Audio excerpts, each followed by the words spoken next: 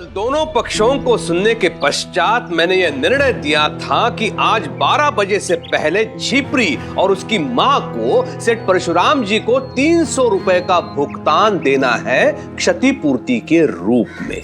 यदि ये नहीं दे पाते हैं तो झिपरी को सेठ परशुराम जी के साथ जाना होगा दासी बनके। आई, आपका लालच इतना बढ़ गया कि आप एक लड़की की जिंदगी बर्बाद करने जा रही थी, और वो भी अपनी भतीजी की।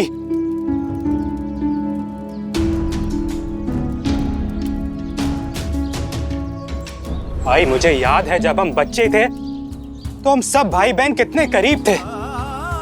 आप बड़ों के झगड़ों में हम बस पिस कर रह गए।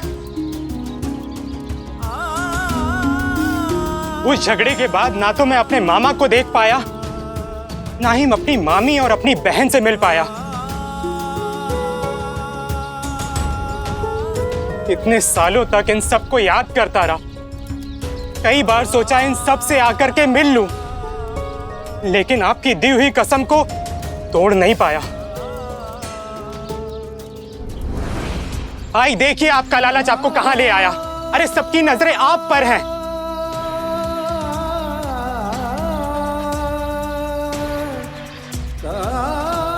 साई ने ठीक ही कहा था, मुझे आपको अपने घर से नहीं निकालना चाहिए था। अरे, आपकी गाय नहीं लेनी चाहिए थी।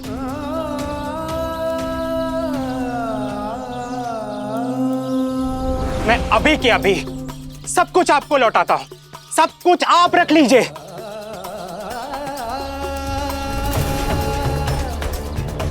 हम लोग खुद ही अपना गांव छोड़कर चले जाएंगे, और इतनी दूर चला जाऊंगा कि कोई ना जान सके कि मैं किसका बेटा हूं और आप किसकी मां है।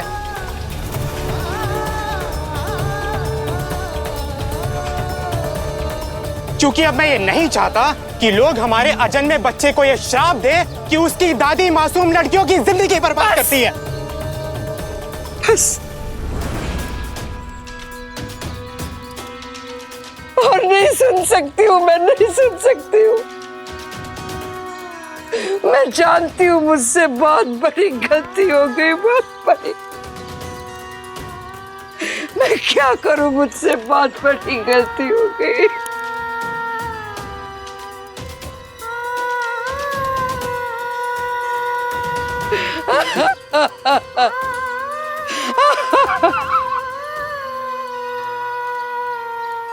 ये मुझसे क्या हो गया साई? कैसा पाप कर दिया मैंने? मुझे लगता था कि मुझे कोई धोखा नहीं दे सकता। अपने आप को इतना सख्त बना लिया कि कब इंसान में से राक्षस बन गई, इस बात का पता ही नहीं चला।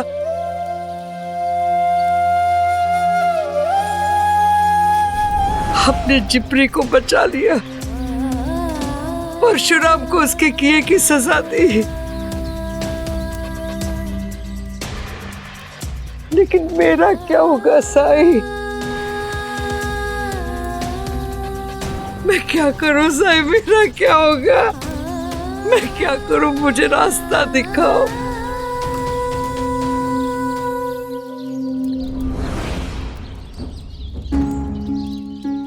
बताइए मुझे, मैं कहाँ जाऊं? मैं क्या करूं? उठिए आप।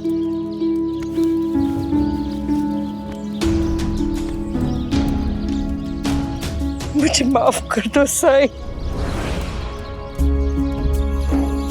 मुझसे बहुत बड़ी गलती हो गई साई। इस पाप के प्रायश्चित का रास्ता दिखा दो मुझे, रास्ता दिखा दो।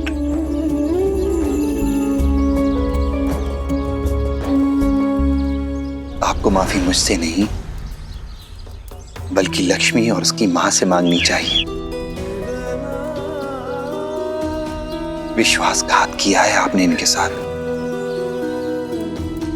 और ये गुनाह इतना बड़ा है कि ये बहुत दिनों तक आपको माफ नहीं कर पाएंगे।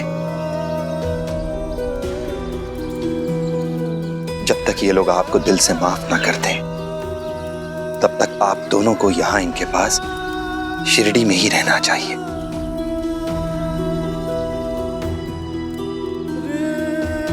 अब चाहे आप इसे सजा समझ लें या प्रायश्चित।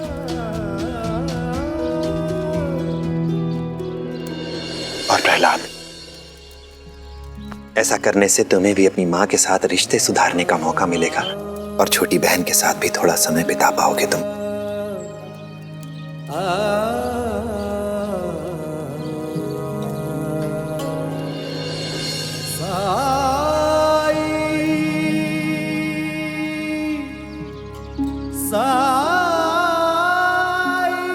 अल्लाह मालिक।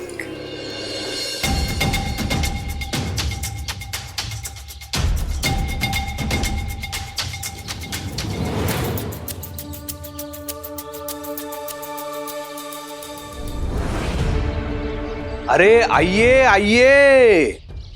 नमस्ते परशुराम जी। नमस्ते। हरिओम हरिओम। ये आपके हाथ में क्या हो गया है? आपके गांव वालों की मेहरबानी है। आपके सेवकों ने मतलब उन्होंने मुझे बताया कि जो मेरे दुश्मन है वही आपके दुश्मन है। अप्पा, बाइजा, छिपरी और वो शांता। और कौन है वो? हाँ, साई। उन्हीं की वजह से ये सब हुआ है। मैं आपसे उम्मीद करता हूं कि आप मेरी मदद करेंगे। अवश्य करूंगा, अवश्य करूंगा। पहले मैं आपके हाथ को ठीक कर देता हूं, उसके पश्चात गांव वालों को भी ठीक कर दूंगा। हरिओम। हाँ, आइए अंदर आइए।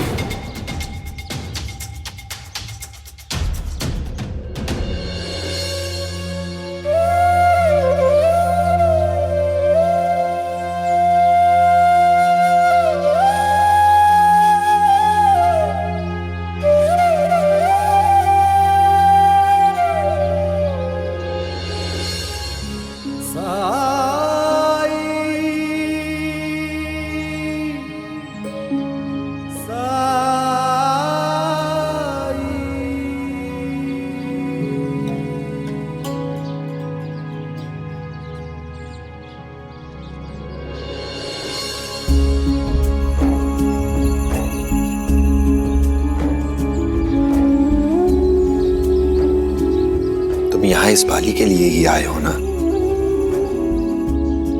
नहीं साई, मुझे एहसास हो गया है कि मैंने इसे पाने लायक कोई काम नहीं किया है।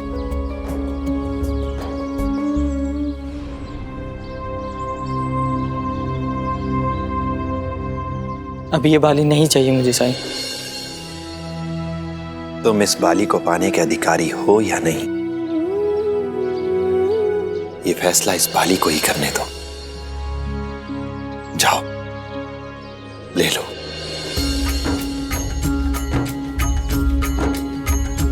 वो कहते हैं किस्मत जिसको कर्म का फल है, जीवन में कर्मयोग का माधुरी अटल है। जो कुछ है हाथ में तेरे एक यही पल है, अच्छे कर्म किए जाए तो जीवन सफल है। ओ साई, ओ साई, ओ साई, ओ साई, ओ साई, ओ साई,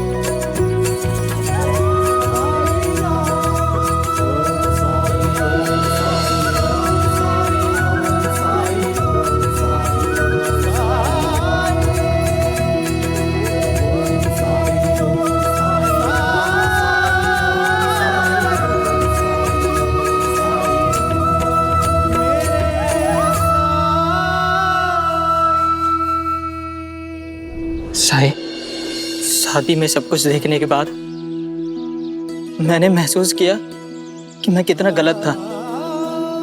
मेरी सोच कितनी घटिया थी। अब मुझे इस बाली की जरूरत नहीं है साई।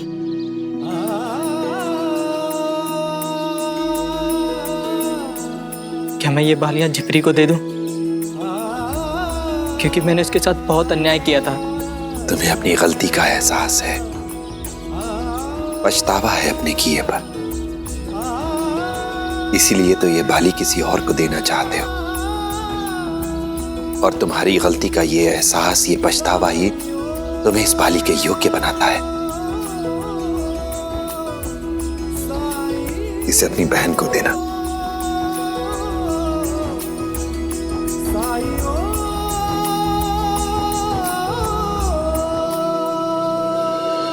साई, मैं आपसे वादा करता हूं कि मैं कोई गलत काम नहीं करूंगा। मुझे जो चाहिए होगा मैं उसके लिए कड़ी मेहनत करूंगा। चलता हूं साई। राम जी भला करे।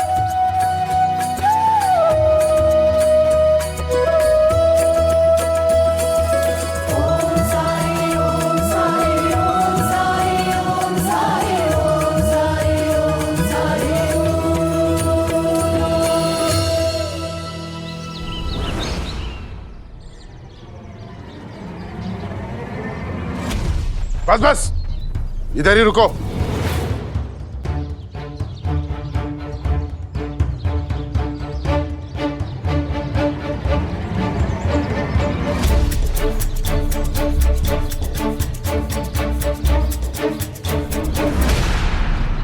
हरिओम। सेठ परशुराम जैसे सम्मानित व्यक्ति को तुम लोगों ने अपमानित किया।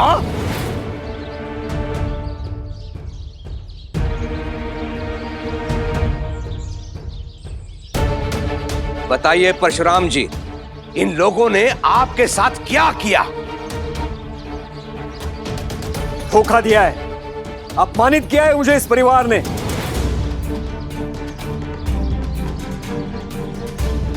अपनी इस लड़की से शादी कराने का झांसा देकर मूर्ख बनाया मुझे। अपना दुखड़ा सुनाकर इन्होंने शादी से पहले ही मुझसे कपड़े, गहने और पैसे ऐंठ लिए। और जब मैं शादी के मंडप में जाकर बैठा तो इनका नाटक शुरू हो गया। शादी करने से इनकार कर दिया। इतनी बड़ी बेइज्जती आज तक किसी ने नहीं की है मेरी। हालांकि गहने तो मैंने वापस ले लिए, लेकिन शादी की तैयारी में मेरे पूरे 200 रुपए खर्च हुए हैं। वो तो डूब गए इनके कारण। इसलिए मेरी मांग है कि मुआवजे के रूप में मुझे 300 रुपए दिए जाए।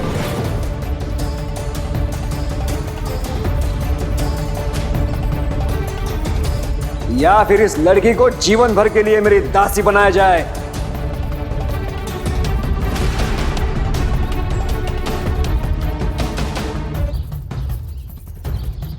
मेरी गुलामी करेगी ये लड़की।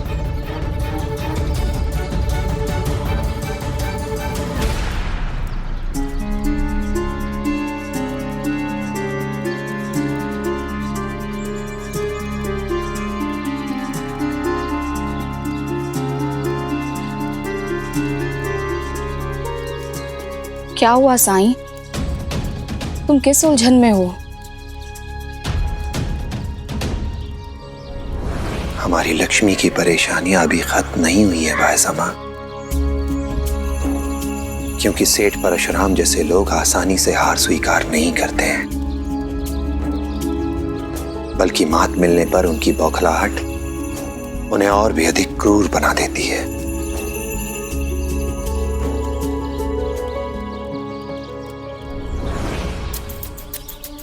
अरे ये तो सरासर नाइंसाफी है।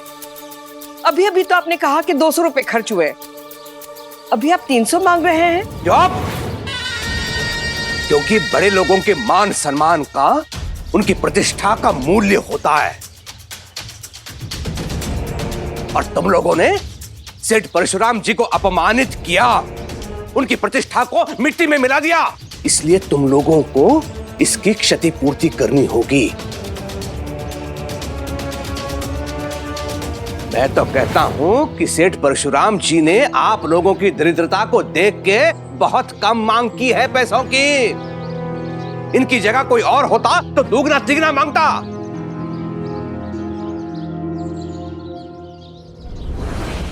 ढूंढी, तुम्हारे बाबा ने जो भी आरोप हम पर लगाए हैं वो सरासर गलत है। तुम तो अच्छी तरह से जानते हो। जो भी सच है वो बता दो, मैं तुम्हारे सामने हाथ जोड़ती हूँ। बता दो सच इन्हें कि इन सब में इनका कोई दोष नहीं था, सारा दोष मेरा था। बता दो इन्हें कि इनको मेरे षड्यंत्र के बारे में कोई खबर नहीं थी। तुम्हारी चुप्पी इस लड़की पर, इस परिवार पर भारी पड़ रही है। तुम्हारा मुंह न खोलने के कारण देखो हम सब किस मोड़ पर आकर खड़े हो गए। अब भी वक्त है, बता दो ढूंढी।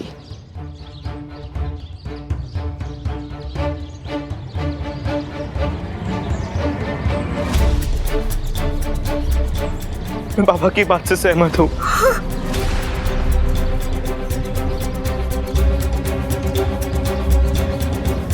हरिओम हरिओम। देख लिया, दूध का दूध पानी का पानी हो गया। साक्षी के कथन से सत्य की पुष्टि हो गई है। अब मैं अपना निर्णय सुनाऊंगा।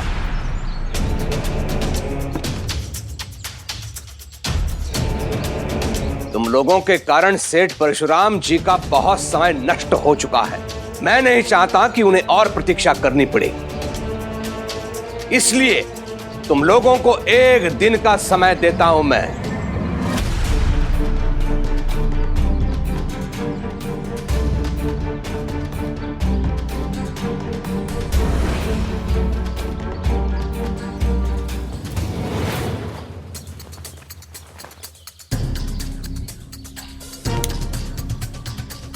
अभी 12 बजे हैं।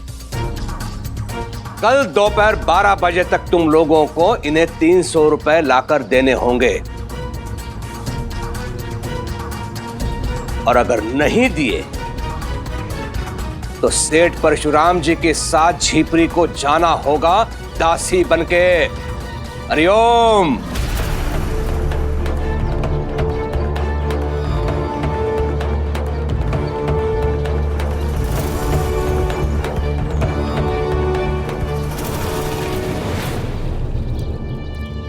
झिपरी अब अकेली नहीं है साईं। बेटी माना है हमने उसे। उसकी परेशानी अब हमारी परेशानी है। सच्चाई की राह पर चलना आसान नहीं होता है भाईसामा, और इसका सबसे अच्छा उदाहरण राजा हरिश्चंद्र है। सच्चाई की राह पर चलते हुए उन्होंने अपना सब कुछ खो दिया, पर अंत में जीत हमेशा सत्य की होती है। इसलिए राजा हरिश्चंद्र की भी हुई। उन्होंने अपना जो कुछ भी खोया था वो सब कुछ अंत में उन्हें वापस मिल गया। हो सकता है आपको भी अपना कुछ खोने के लिए तैयार रहना पड़े।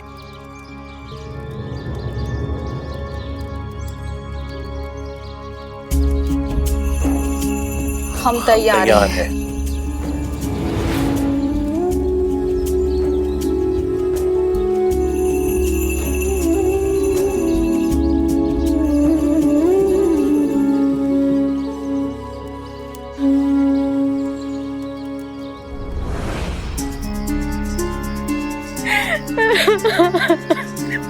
शांत हो जाओ सुमित्रा। कैसे शांत हो जाओ भाईजान का? सुबह से रात हो गई है पर अभी तक कोई उपाय नहीं निकला। क्या करूं मैं? हिम्मत मत हारो, कोई ना कोई रास्ता जरूर निकल आएगा। ठीक ही होगा सब। हाँ, कैसे सब ठीक होगा भाईजान का? अगर मैं कोशिश भी करूं तो 10 रुपए जुटा पाऊंगी। 300 रुपए का तो मैं सोच भी नहीं सकती। क्या करूं? कैसे होगा सब? इसे रख लो सुमित्रा।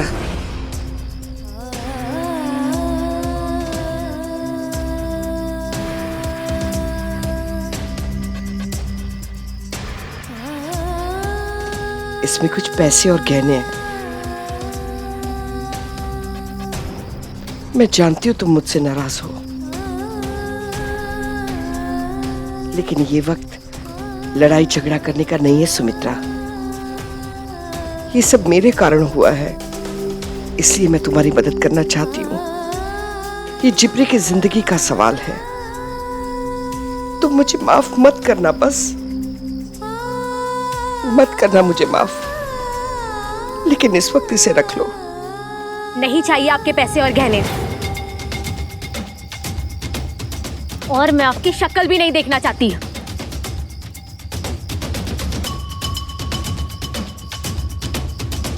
प्रहलाद,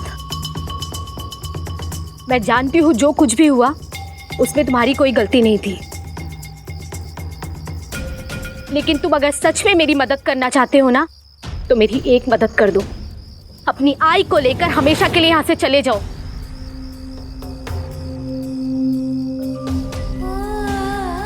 क्योंकि मैं जब जब इन्हें देखूंगी मुझे याद आएगा कि मैंने किस तरह जिब्री को शादी के लिए मजबूर किया। मैं इनके कहने पर उसकी जिंदगी बर्बाद करने जा रही थी।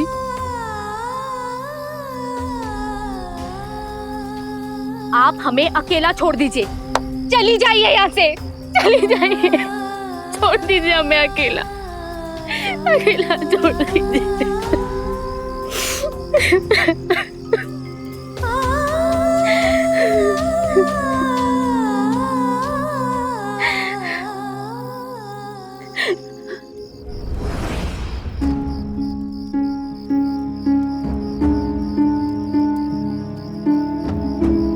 गांव में लगभग सभी लोगों से बात की मैंने। आसपास के गांव में भी सब जगह पूछताछ की, और इतने कम समय में 24 घंटे के अंदर कोई भी कर्जा देने के लिए तैयार नहीं है।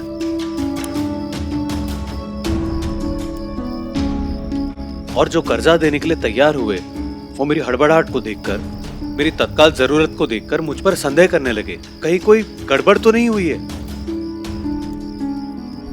और वो लोग ऋण देने से पहले कागजात की जांच करना चाहते, तभी पैसे देंगे। मैंने उन्हें समझाने की बहुत कोशिश की कि शिरडी का पाटिल हूं मैं, पर कोई फायदा नहीं हुआ। किसी ने मेरी मदद नहीं की। लेकिन जिन्हें आप जानते हैं उन लोगों का क्या?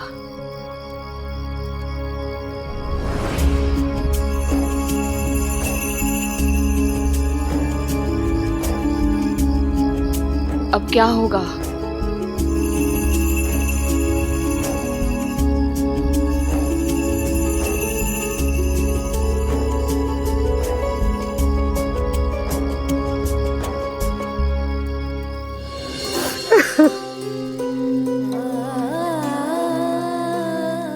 मुझसे बहुत बड़ी गलती हो गई साईं, बहुत बड़ी गलती हो गई। ये मैंने क्या कर दिया साईं, ये मैंने क्या कर दिया? मैंने हर तरह से कोशिश की, लेकिन सुमित्रा और जिब्री अब भी मुझसे नाराज ही है। मेरे सामने देखने तक को तैयार नहीं है साईं। मेरे गहने और पैसे भी नहीं लिए। मैं मानती हूँ कि वो 50 रुपए से ज्यादा नहीं थे, लेकिन कुछ तो इकट्ठे हुए थे। कल हम शायद उनको देकर थोड़े और मोहलत मांग सकते थे, और शायद वो लोग कुछ और समय दे भी देते, लेकिन सुमित्रा नहीं मानी साईं। मैं जानता हूं शांता ताई कि आपने सच्चे दिल से मदद करने की कोशिश की, लेकिन सुमित्रा और लक्ष्मी जिस मानसिक स्थिति से गुजर रहे हैं, आप थोड़ा उसका भी ख्याल कीजिए। जब किसी इंसान को धोखा मिलता है तो कई बार दूसरे को दोष देने के बजाय वो खुद को ही दोष देने लगता है कि गलती मेरी थी, मैंने उस पर भरोसा ही क्यों किया। और फिर दूसरी बार उस इंसान पर भरोसा करना थोड़ा मुश्किल हो जाता है। और अगर यह धोखा किसी अपने से या अपने किसी करीबी से मिला हो, तब तो भरोसा करना और भी मुश्किल है। एक तो धोखा, और उस पर अपनों से मिला धोखा। आप समझ रही हैं ना? सुमित्रा ने तो आप पर भरोसा करके अपनी इकलौती बेटी लक्ष्मी की जिंदगी आपके हाथ में सौंप ही दी थी। रही मन भागा प्रेम का, मत तोड़ो चटकाए, टूटे से फिर ना जुड़े, जुड़े गांठ पड़ जाए।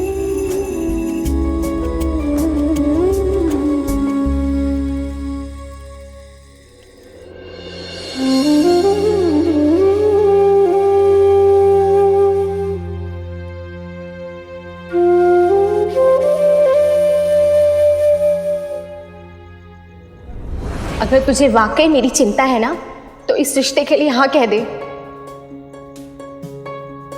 तुझे मेरी कसम है।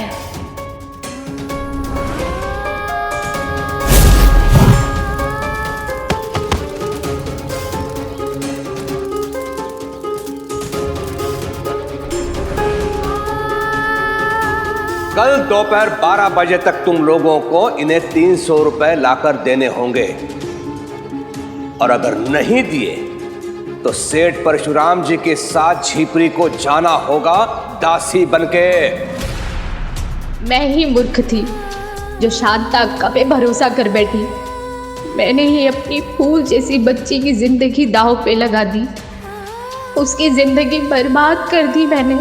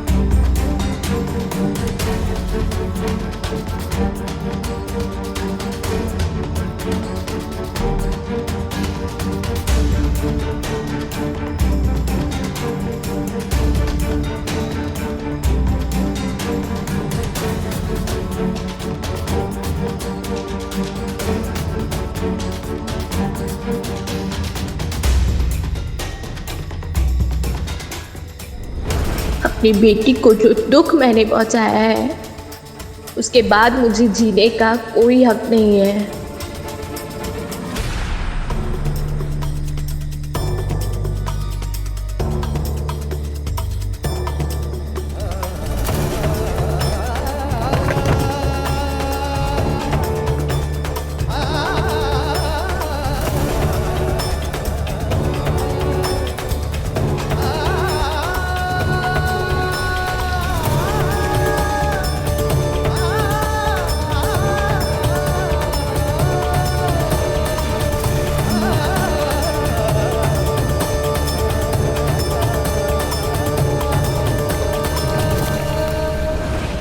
करने जा रही हैं।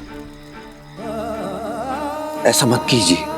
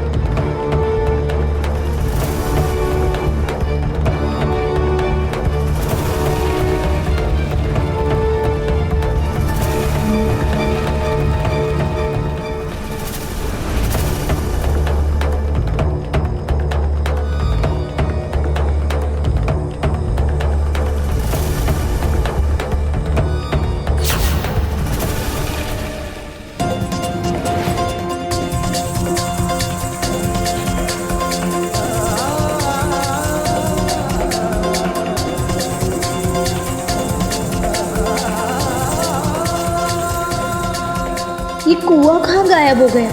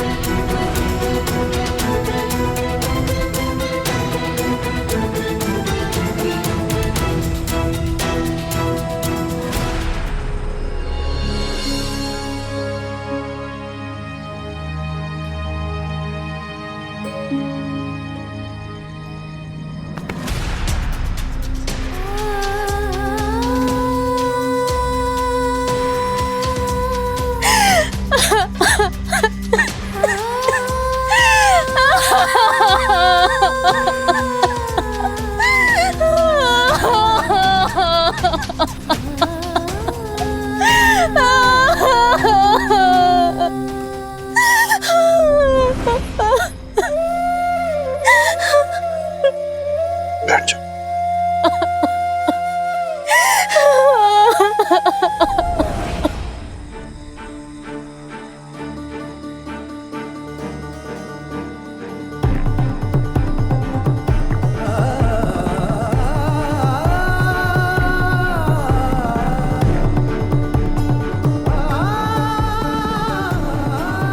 ये क्या कर रही थी आप? एक बार भी नहीं सोचा कि इसका अंजाम क्या होगा?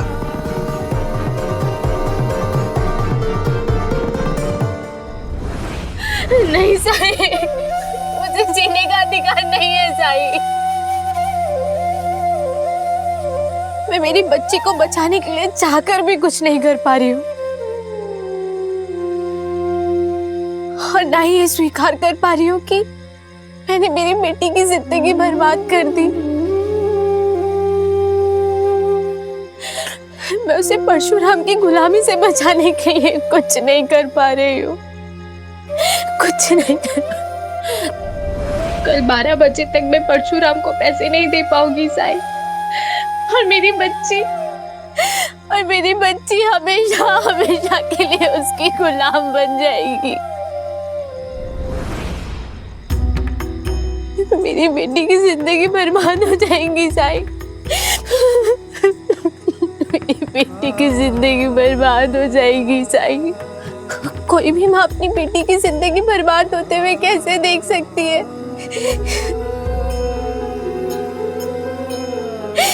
मैंने कहाँ लाके खड़ा कर दिया मेरी बेटी को, कहाँ लाके खड़ा कर दिया। नहीं जीना मुझे, नहीं जीना।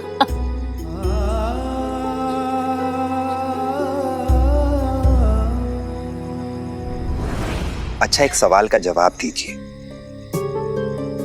अपनी जान देकर अपनी बेटी की मदद कैसे कर रही थी आप?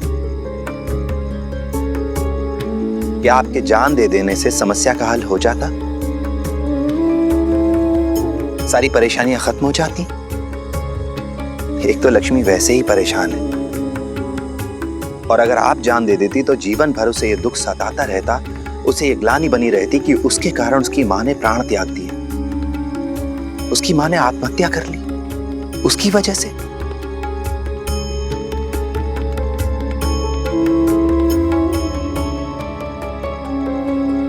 मैं क्या करूं साई, क्या करूं? जब कोई रास्ता ना दिखे तो उसकी तरफ देखना चाहिए।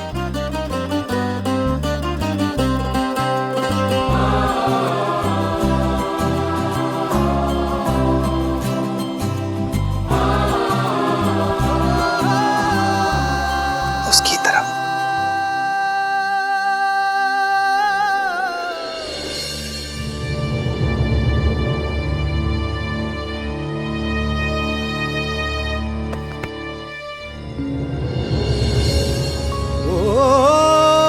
जब कठिनाई छाई तू ही याद आया,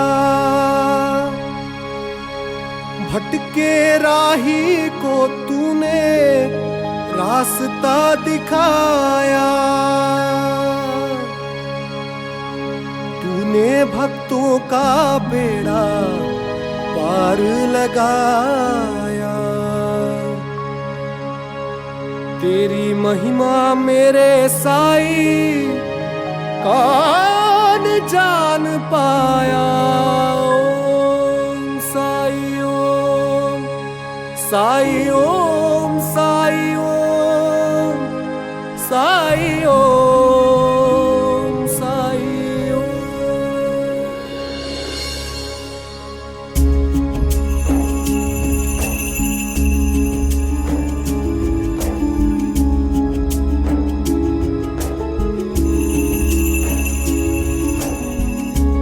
अल्लाह मालिक।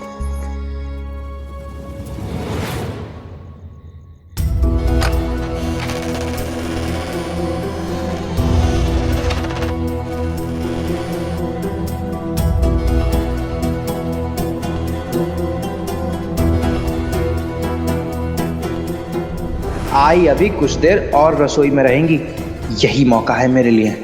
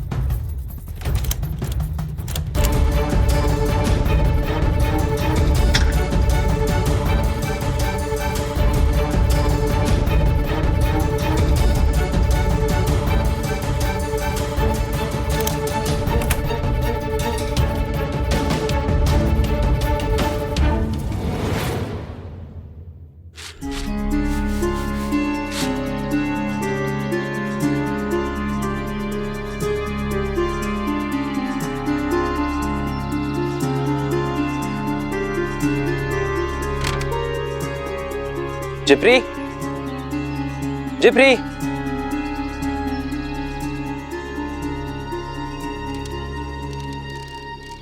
केशव, तुम यहाँ? तुम्हारे लिए पैसों का इंतजाम किया है मैंने, वही देने आया हूं। ये पैसे लो और उस आदमी के मुंह पे दे मारो। वो सब तो ठीक है केशव, लेकिन ये पैसे तुम लाए कहाँ से? मैं जैसा कह रहा हूं तुम बस वैसा करो। ये पैसे लो और खुद को बचाओ। नहीं केशव, जब तक तुम मुझे बता नहीं देते ये पैसे कहाँ से लाए हो, मैं नहीं लूंगी। ये जिद करने का समय नहीं है जिप्री। 12 बजने में ज्यादा समय नहीं बचा है, ले लो। नहीं केशव, मैंने कहा ना, जब तक तुम मुझे नहीं बताते मैं नहीं लूंगी। पिताजी से, उनसे लिए मैंने। मतलब तुमने चुराए हैं? क्योंकि सरकार मेरी मदद करे तो तुम्हें पैसे दे नहीं सकते। केशव, तुम ऐसे कैसे कर सकते हो? चलो मेरे साथ। साई, देखो केशव ने क्या किया। ऐसा कुछ गलत नहीं किया है मैंने। अपने पिता के पापों का प्रायश्चित कर रहा हूँ तुम्हारी मदद करके। प्रायश्चित? खुद एक पाप करके? क्या पाप किया मैंने? चोरी की है तुमने मेरी मदद के लिए। जिप्री, मूर्खों की तरह सोचना छोड़ो और एक बार के लिए ये सोच के देखो कि मेरे पिताजी और वो सेठ तुम्हें और तुम्हारी आई को एक जाल में फंसा रहे हैं। अगर उनके ही बुने जाल में मैं उनको फंसाकर तुम्हें बचा रहा हूं तो इसमें क्या गलत किया मैंने? आप ही बताइए साईं। मंशा ठीक है केशव, लेकिन रास्ता ठीक नहीं है तुम्हारा। लेकिन साईं, किसी को कैसे पता चलेगा? बात पता चलने की नहीं है केशव। चोरी या किसी भी तरीके का गलत रास्ता किसी परेशानी का, किसी समस्या का समाधान नहीं हो सकता। और वैसे भी ये समय तो तुम्हारी परीक्षा का है। तुम्हारे पिताजी पाई पाई का हिसाब रखते हैं, जानते हो ना। आज नहीं तो कल उन्हें पता चल ही जाएगा कि तिजोरी से पैसे तुमने चुराए हैं और मदद की है लक्ष्मी की और उसकी मां की। कभी सोचा है कि इसका परिणाम क्या होगा, खास करके लक्ष्मी और इसकी मां के लिए? जाओ, ये पैसे जहां से लिए हैं वहीं वापस रखाओ।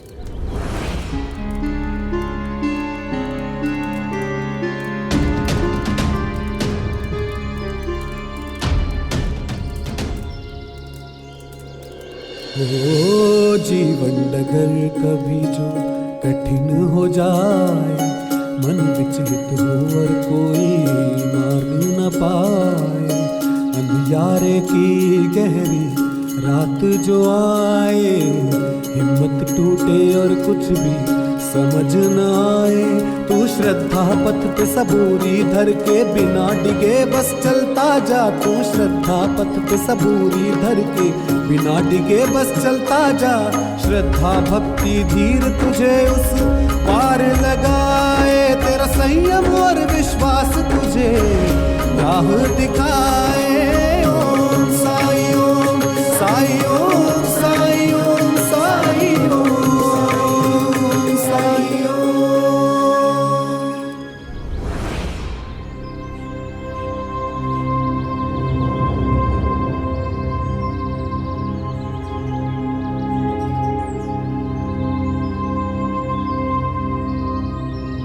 जिप्री, तेरी आई कैसी है? ठीक है काकी। सुन, तू अपनी आई का ना अच्छे से ख्याल रखा कर। कल रात को उसकी हालत बहुत खराब थी। मुझे डर तो इस बात का है कि अगर पैसों का इंतजाम नहीं हो पाया ना तो वो बेचारी पता नहीं क्या कर बैठेगी। मतलब? तू नहीं जानती क्या? अरे बीती रात वो कुएं में कूदने जा रही थी।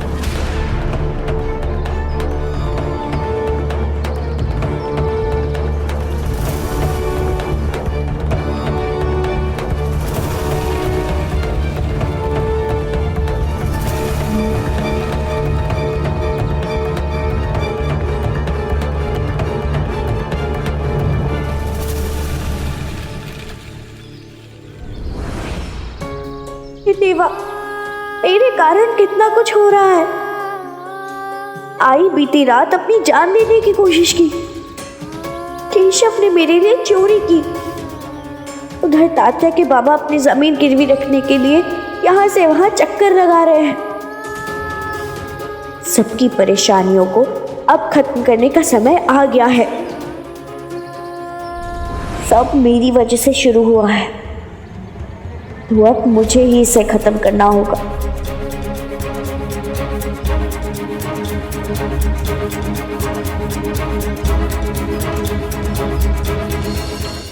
कुछ दिनों के लिए परिवार के साथ बाहर चला गया था। लौटा तो पता चला कि जिपरी के साथ ऐसा सब कुछ हो गया। मैंने तो कभी सोचा भी नहीं था कि जिपरी के साथ ये सब हो सकता है। परेशान ना हो, कोई ना कोई रास्ता जरूर निकलेगा।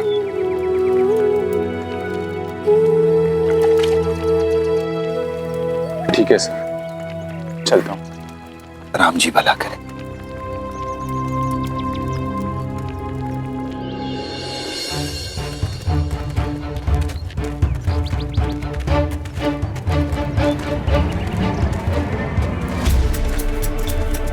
अरे चावड़ी नहीं जा रहे हो क्या?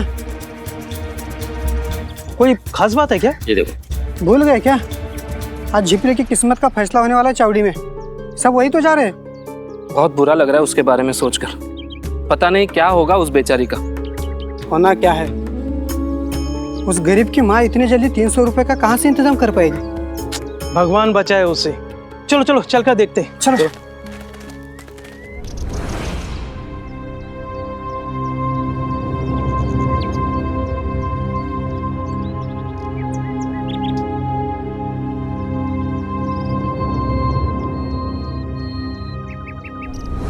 सुबह से गए हैं और अभी तक नहीं लौटे।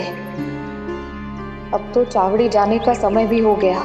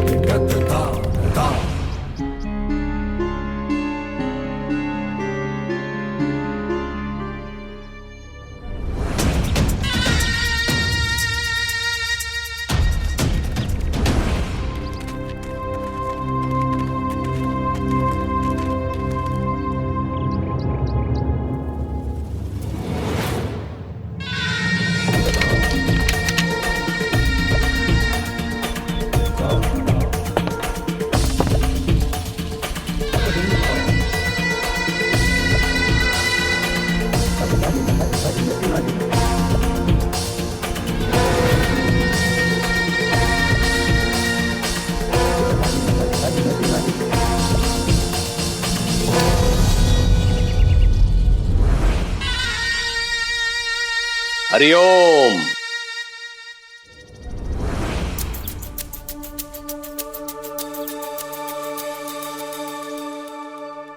झिपरी की मां सुमित्रा को सरकार के सामने पेश किया जाए।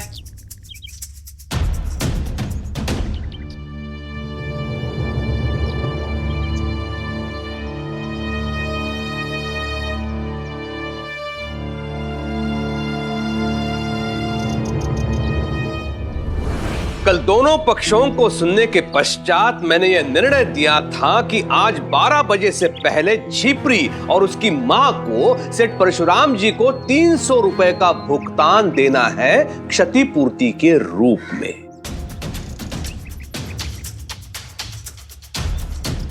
यदि ये नहीं दे पाते हैं तो झिपरी को सेठ परशुराम जी के साथ जाना होगा दासी बनके। हरिओम।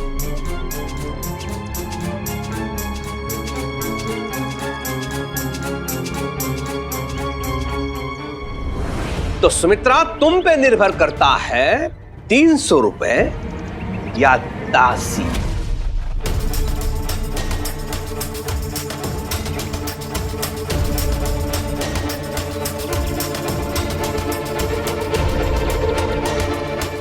तू नहीं जानती क्या? अरे बीती रात वो कुएं में कूदने जा रही थी। नहीं सरकार,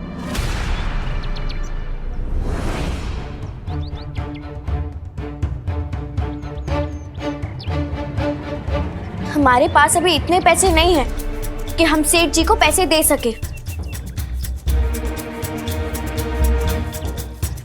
इसलिए मैंने एक फैसला किया है, मैं सेठ जी के गुलाम बनने के लिए तैयार हूं।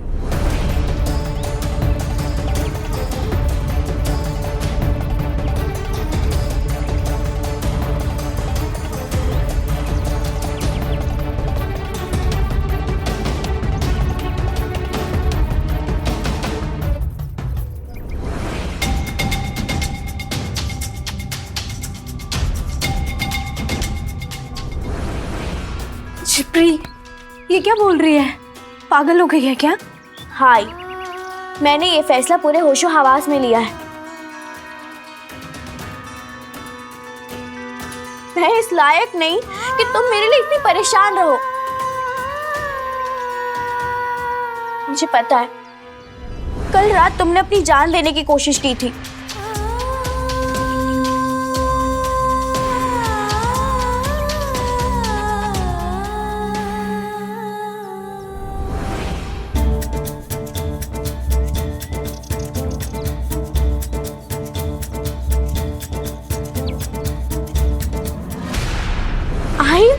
मेरे लिए इस दुनिया में तुम्हारी जिंदगी से ज्यादा और कुछ कीमती नहीं है।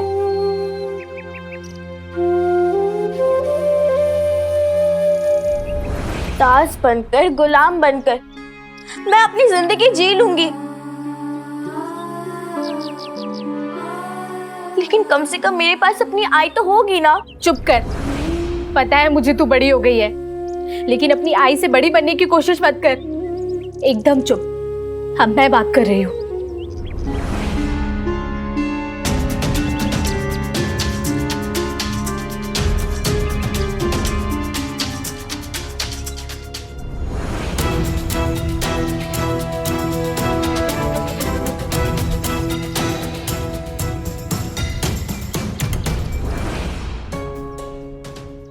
सरकार,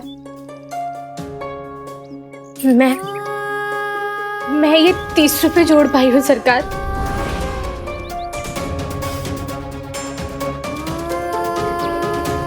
बाकी के पैसे मैं धीरे धीरे चुका दूंगी सरकार, एक एक पाई चुका दूंगी। सरकार, अभी मुझसे जितना हो पाया उतना मैं आपको दे रही हूँ।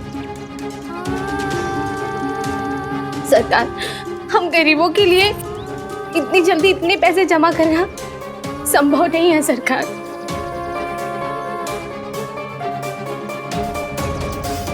मुझे थोड़े से समय की और मोहलत दे दीजिए सरकार।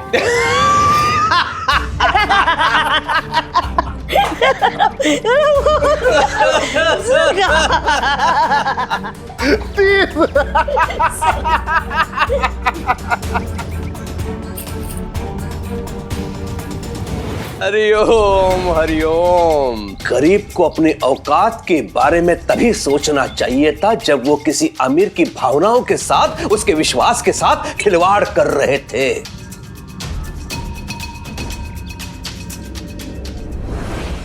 तुम लोगों की चतुराई को मैं भली भांति जानता हूं।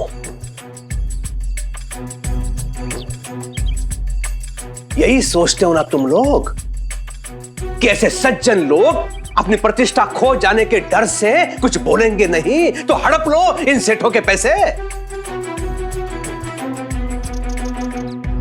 और अगर गर्दन फंसती दिखाई दी तो दुहाई दे, हम गरीब है, लाचार है, हमारे पास पैसे नहीं है।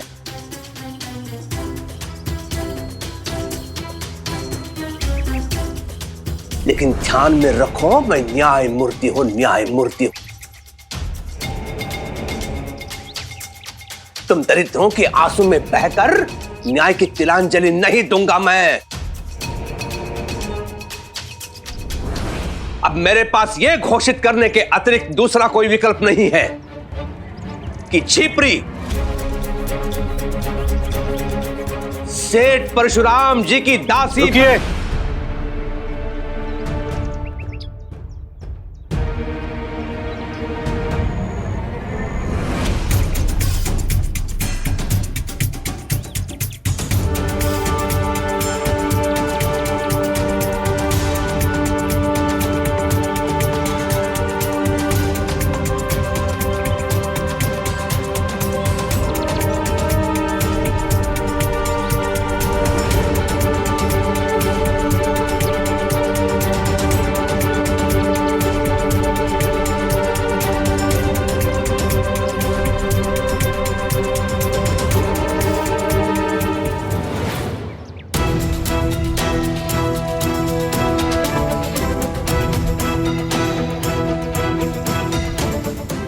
आपको झिपरी को गुलाम बनाने की कोई जरूरत नहीं है, क्योंकि पैसों का इंतजाम हमने कर लिया है।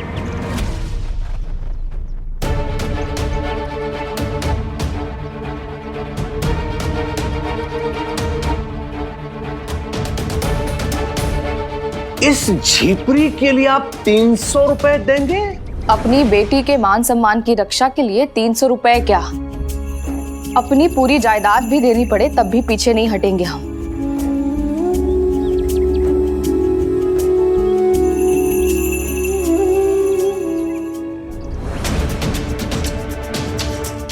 कहीं इस फकीर के मायावी सिक्के तो नहीं लाए हैं आप, जो घर पहुंचने से पहले रास्ते में लुप्त हो जाते हैं? ऐसी कोई बात नहीं है, बल्कि मैं चाहता हूं कि पैसे आप ही दीजिए।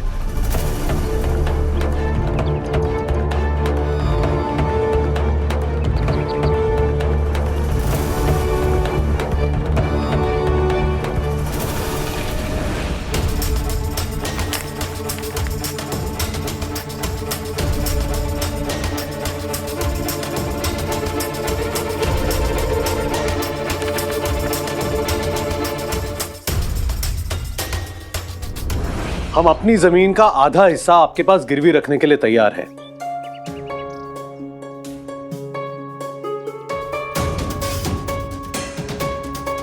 पच्चीस एकड़ जमीन के बाजार भाव के हिसाब से 300 रुपए होते, जो मुझे आप दे सकते हैं।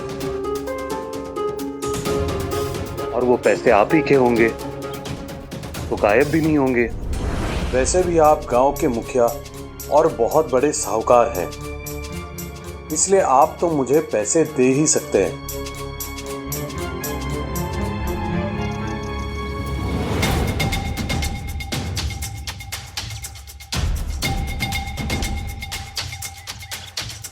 सरकार, क्या कर रहे हैं आप? हाथ आई झिपरी को ऐसे ही छोड़ रहे? वो झिपरी जो आपके सबसे बड़े दुश्मन की भक्त है। यही मौका है इस पाखंडी से बदला लेने का, उसे उसकी औकात दिखाने का, उसे इस गांव से भगाने का।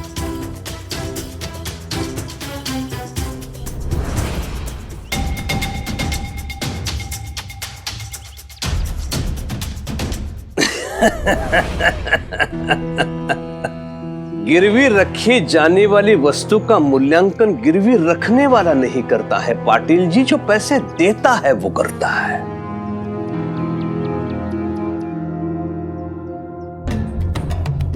और मेरे ख्याल से आपके इस 25 एकड़ भूमि का मूल्य 150 रुपए से अधिक नहीं है।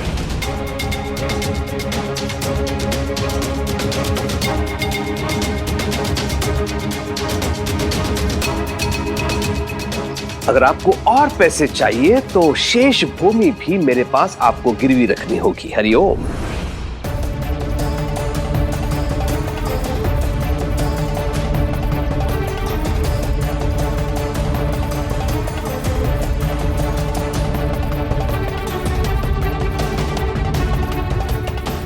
सरकार तो अप्पा जी से दुगनी कीमत वसूल रहे हैं। ये तो गलत है। काका, ऐसे तो सरकार आपकी पूरी जमीन रखवाना चाहते हैं। मैं आपके सामने हाथ जोड़ती हूँ, मेरे लिए आप अपनी जमीन गिरवी मत रखिए।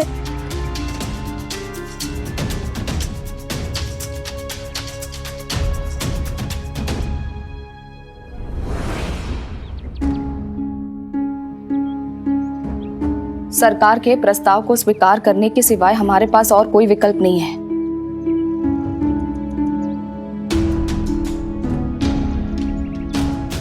संपत्ति बचाने के लिए हम अपनी बेटी की बलि नहीं चढ़ा सकते।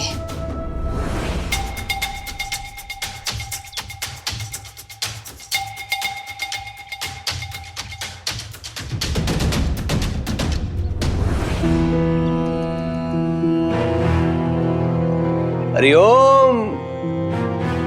क्या हुआ फकीर?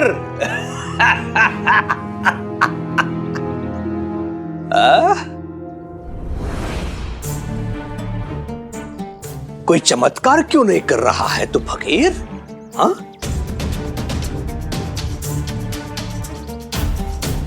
चमत्कारी पुरुष है ना तू? हाँ?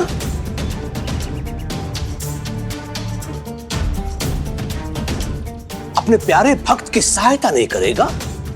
या दिन के 12 बजे तेरा काला जादू काम नहीं करता है? चिमटा लाया है ना जादू करने के लिए?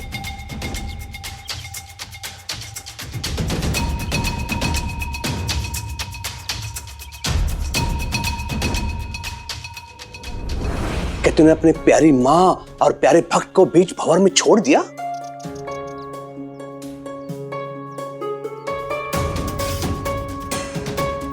तुम्हें तो उनकी सहायता करनी चाहिए थी।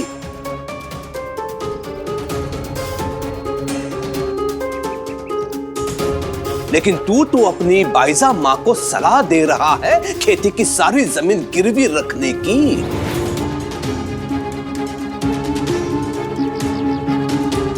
तुम्हें तो कृतज्ञ होना चाहिए था। तू तो कृतज्ञ निकला, पुत्र के रूप में भी और तथाकथित फकीर के रूप में भी।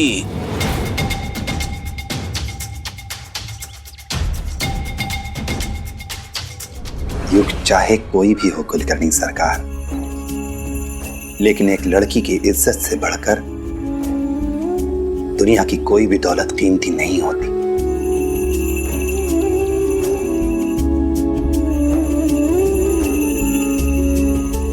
और ये बात मेरी बायजामा अच्छी तरह से जानती है। बची बात इनकी जमीन की, तो उसे कभी भी छुड़ाया जा सकता है।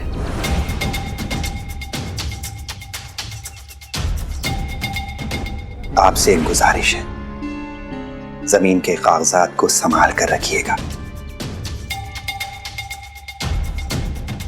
1 हफ्ते के अंदर अप्पा जी आपके पैसे वापस लौटाकर कागजात वापस ले जाएंगे।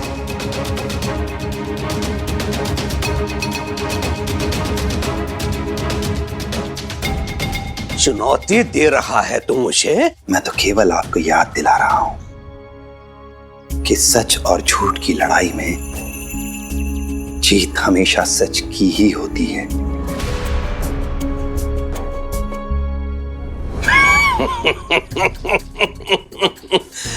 लेकिन दुख की बात है कि ये शिरडी है फकीर। यहां कौन जीतेगा और कौन हारेगा ये मैं तय करता हूं और करता रहूंगा। मैं यहां का मुखिया हूं, यहां का मालिक मैं हूं, कुलकर्णी सरकार। सबका मालिक एक।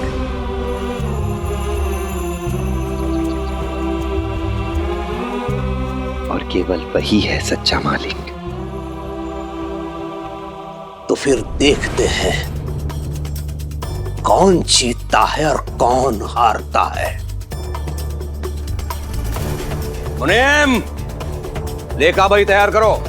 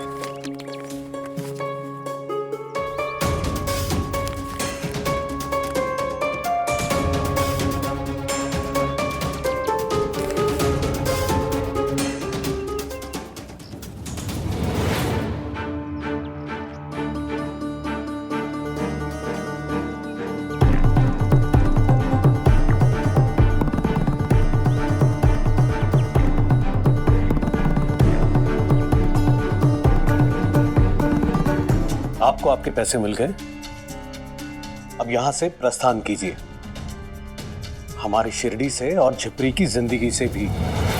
हाँ हाँ, जा रहा हूं।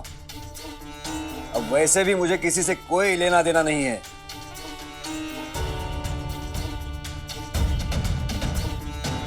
मेरी सहायता के लिए बहुत बहुत धन्यवाद सरकार।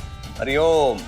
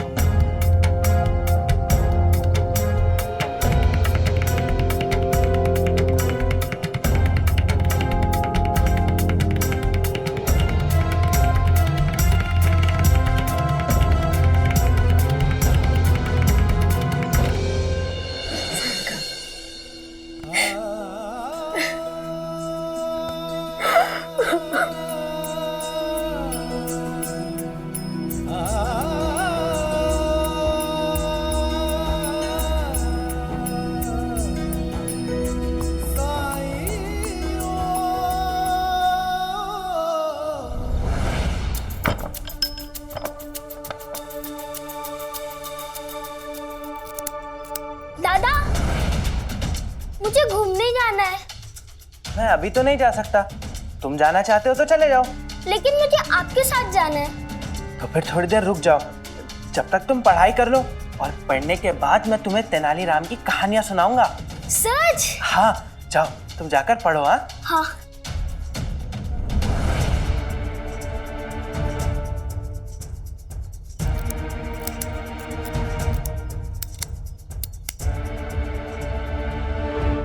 कहाँ चला गया? केशव, लो, मैंने पूरा घर में ढूंढ लिया और तुम यहाँ हो दादा के कमरे में। अरे मुझे क्या काम था? ये बर्नी का ढक्कन खोल के दो मुझे। पता नहीं वहीनी इतना जोर से क्यों बंद करती है। मुझे तो कभी कभी लगता है वहीनी को मेरा अचार खाना पसंद ही नहीं है ना? अरे खोलो ना, खोलो खोलो।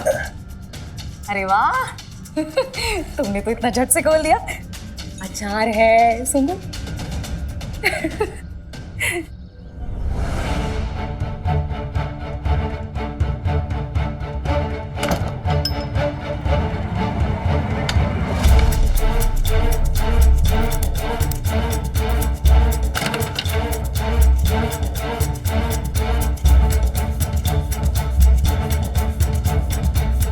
केशव,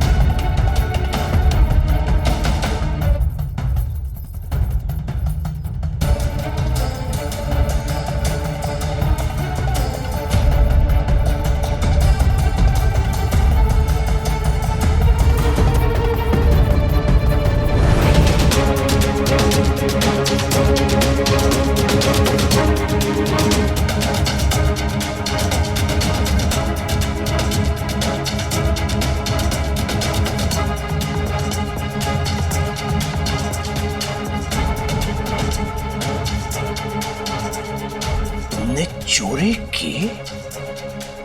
इतना नीचे कैसे गिर सकते हो तुम केशव?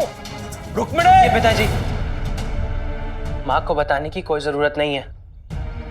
मैं चोरी नहीं कर रहा था, मैं पैसे वापस रखने आया था। चोरी तो मैंने कल रात की थी, जब आप सो रहे थे। चोरी तो चोरी, ऊपर से सीना चोरी? इतनी बड़ी बात आंख से आंख मिलाकर मुझसे कह रहा है तो केशव? आपसे ही सीखा है पिताजी। आप गरीब गांव वालों को धोखा देकर उनके पैसे ऐंठते हैं, आप पैसे लूटते हैं, कभी गलत ब्याज जोड़कर तो कभी पानी बेचकर। और इस बार तो आपने हद कर दी पिताजी।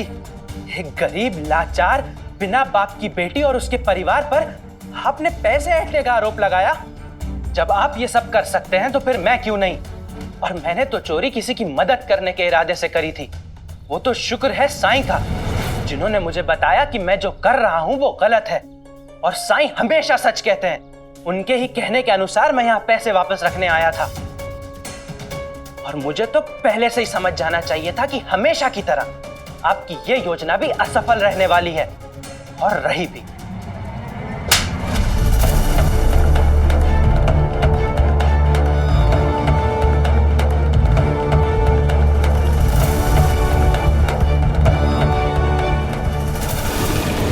मर्यादा में रह केशव, मर्यादा में रह। अपने बाप से इस तरह बात नहीं की जाती। किस बात की अकड़ है तुम में? किस बात की? तेरा जो अस्तित्व है ना, वो मुझसे है। मेरे बिना तू कुछ भी नहीं है। तेरा नाम भी मेरा दिया हुआ है, केशव भी और कुलकर्णी भी। ये जो सूट बूट पहन के इतराते घूमता है ना गांव में, वो मेरे पैसे से आया है। विदेश में जाके तूने जो पढ़ाई की है वो मेरे पैसों से हुई है। मेरे सामने खड़े रहकर मुझ पर आरोप लगाने की तुम में जो शक्ति आई है ना, वो भी मेरा अनाज खा के। इतनी अकड़ है ना तुम में, तो अपने पैरों पे खड़े होके दिखा, तब जाके मैं शायद तुम्हारी बात सुन भी लूं। लेकिन आज यहां तुम्हें मेरे सुननी होगी, समझे?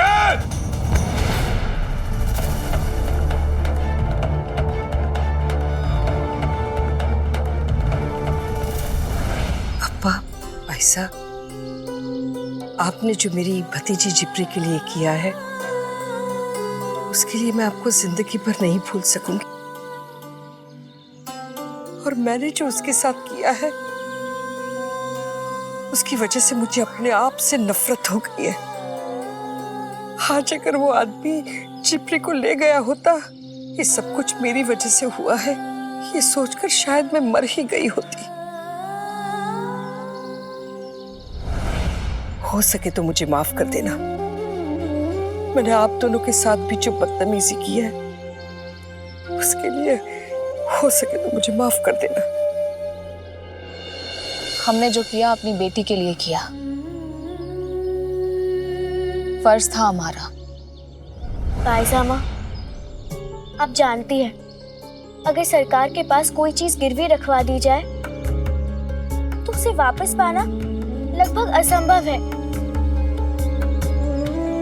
ये जानते हुए भी आपने अपनी सारी जमीन गिरवी रखवा दी।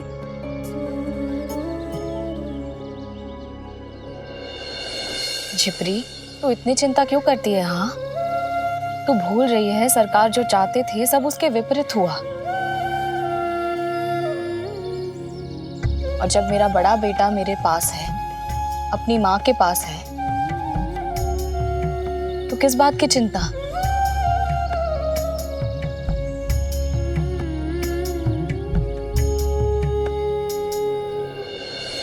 तो खुद ही देख ले, तू उस बूढ़े आदमी से अनजाने में शादी करने जा रही थी, लेकिन शादी नहीं हुई ना। और तू जानती है झिपरी, अभी थोड़ी देर पहले हम सब यही सोच रहे थे कि 300 रुपए कैसे जुटा पाएंगे। हमें तो कोई रास्ता ही नहीं नजर आ रहा था, लेकिन फिर साय आया और उसने सब सुलझा दिया। उसी तरह ये परेशानी भी हल हो जाएगी। साई हमें इस समस्या से बाहर निकलने का रास्ता दिखाएगा। और साई ने कुलकर्णी सरकार को कहा है कि 1 सप्ताह तक जमीन के कागजात संभाल के रखे। हो सकता है कि 1 सप्ताह के भीतर ही हमें हमारी जमीन वापस मिल जाए। अगर साई ने कुछ कहा है तो सोच समझ कर ही कहा होगा ना, है ना साई?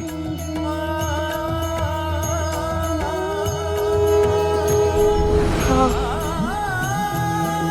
मुझे भी पूरा भरोसा है सब कुछ ठीक हो जाएगा।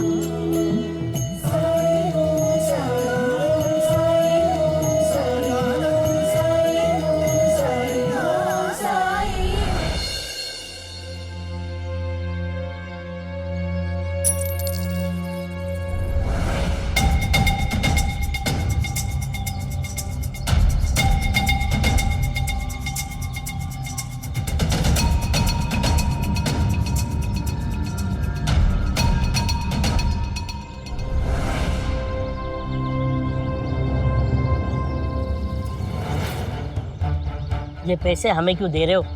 ये तो हमने आपके लिए गिराए थे। क्या मतलब है इसका? मतलब साफ है तात्या, जमीन तो तुम्हारे पास रही नहीं गुजर बसर करने के लिए, और घर पे पड़ा हुआ अनाज और पैसे कुछ ही समय में खत्म हो जाएंगे, तो उसके बाद भीख तो मांगनी ही पड़ेगी। तो अभी से आदत डाल लो फेंके हुए पैसे उठाने की। अंता जी, वैसे पाटिल जी के लिए कोई बड़ी समस्या तो नहीं होनी चाहिए, क्योंकि इनका मुंह बोला बेटा साईं भीख मांग के ही तो अपना गुजारा करता है, वैसे ही लोग भी कर लेंगे। सारा परिवार एक साथ मिलकर भीख मांगेगा तो कम से कम खाने भर की तो व्यवस्था हो ही जाएगी, क्यों पंता जी?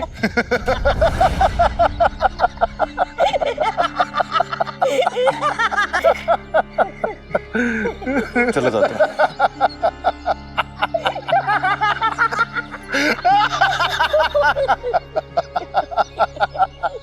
इनकी बातों पर ध्यान मत दीजिए, कुत्ते की दुम सीधी हो सकती पर ये लोग नहीं।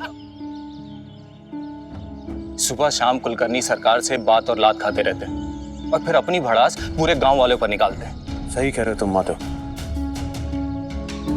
इस समय मुझे कुछ और सोचने की जरूरत है। हाँ पाटिल जी, वैसे कुछ सोचा आपने आगे क्या करना है? नहीं, अब तक तो कुछ नहीं सोचा है। और 300 रुपए मामूली रकम नहीं है। न खेती बची है ना अनाज। ये सब कैसे संभव होगा, ये मैं कुछ नहीं जानता। पर साई ने कहा है तो मैं आश्वस्त हूं। और रही बात कुछ करने की, तो हम तो किसान हैं, खेती बाड़ी करेंगे, अपने नहीं तो किसी और के खेत में। कहीं ना कहीं तो काम मिल ही जाएगा। माधव, मुझे किसी भी बात का मलाल नहीं है, अफसोस नहीं है। छिपरी को उसकी मुसीबतों से बचाकर मुझे जो संतुष्टि मिली है ना, उसके बाद मेरी राह में कितनी भी कठिनाइयां आए, उसका सामना कर सकता हूं। चलता हूं मैं। बाबा, मैं भी आया।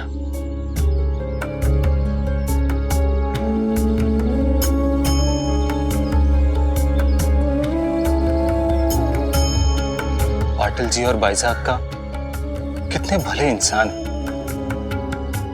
पाटिल परिवार पूरे गांव में एक मिसाल है।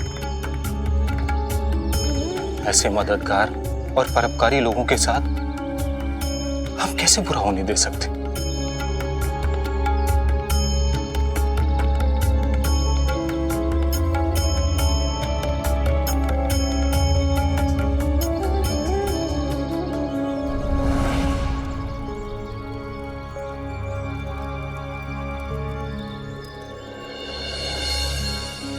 आओ श्याम, तुम्हारा ही इंतजार था मुझे।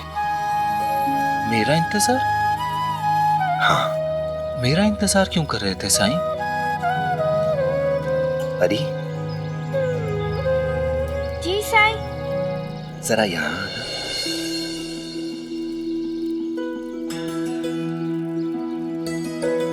क्या तुम अपना खाने का डब्बा दे सकती हो मुझे?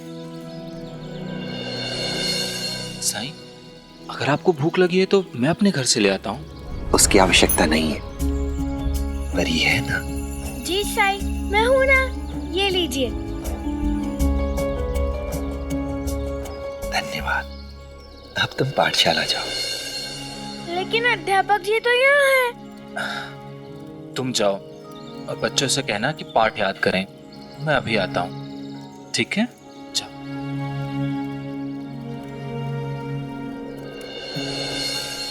आओ बैठो।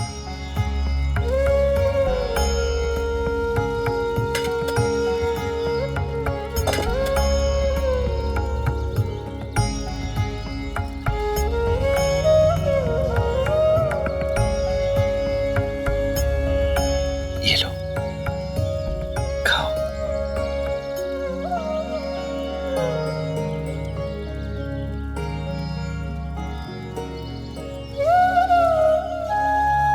क्या सोच रहे हो श्यामा?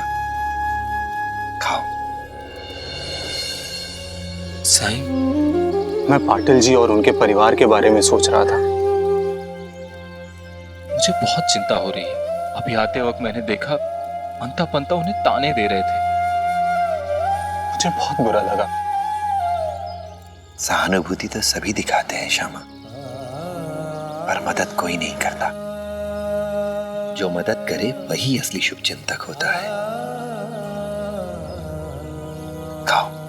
मुझे बताइए साईं, मैं पाटिल जी के लिए कुछ भी करने के लिए तैयार हूं। तुम्हें अपनी आंखें और अपने कान खुले रखने होंगे। तुम्हारे प्रश्नों का उत्तर कब, कहां, कैसे और किधर से मिल जाए, ये कोई नहीं कह सकता। खाओ।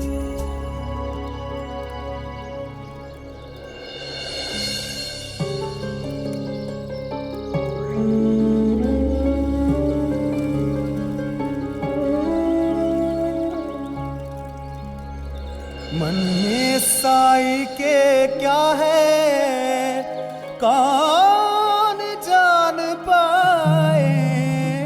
ओम साई ओम, साई ओम, साई ओम। खाओ श्यामा। साई ओम, साई ओम, साई ओम। पापा, क्या है?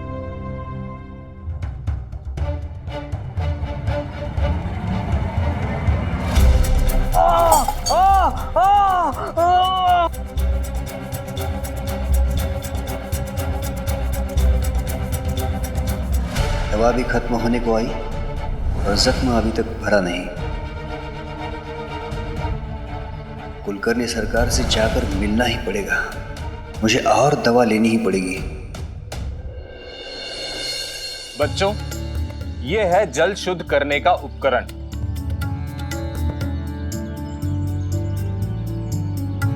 इसमें 4 परतें होती हैं। सबसे नीचे कोयले की परत, उसके ऊपर छोटे छोटे कंकड़, उनकी परत होती है, और उसके ऊपर बालू, और उसके ऊपर होते हैं बड़े बड़े पत्थर। जब हम ये गंदा पानी इसके अंदर डालते हैं तो वो चारों परतों से छन के इस नल के द्वारा नीचे साफ पानी गिरता है। देखो ऐसे।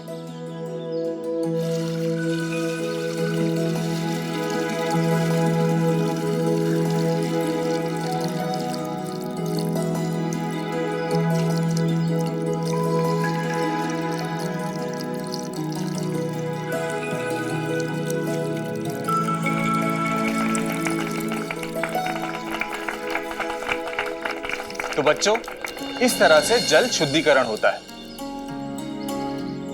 समझ में आया? भोजन के अवकाश का समय हो गया है, तो जाओ कुछ खा लो और थोड़ा खेल लो, फिर उसके बाद पढ़ाई शुरू करेंगे, ठीक है?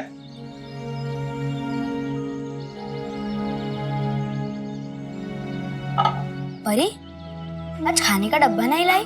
लाई थी, लेकिन मैंने साई को दे दिया। भामा को कहता हूं वो थोड़ा सा खाना परी को दे देगी। कोई बात, हम सब है ना।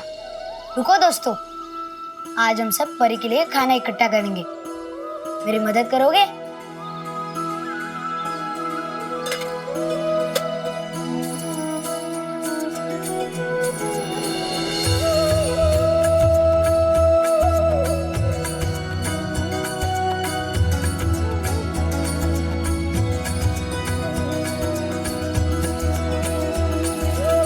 ये लो, अब खाओ। तुम लोगों को कम तो नहीं पड़ेगा ना? कम कैसे पड़ेगा? अपने हिस्से से एक निवाला ही तो दिया है तुम्हें। हमें कोई फर्क नहीं पड़ेगा और तुम्हारा पेट जरूर भर जाएगा। तुम बहुत अच्छे हो, तो धन्यवाद। तुम्हें अपनी आंखें और अपने कान खुले रखने होंगे। तुम्हारे प्रश्नों का उत्तर कब, कहां, कैसे और किधर से मिल जाए ये कोई नहीं कह सकता। अगर इसी तरह सारे गांव वाले मिलकर पाटिल जी की मदद करें तो किसी को भार भी नहीं पड़ेगा और संभवतः 300 रुपए जमा भी हो जाएंगे।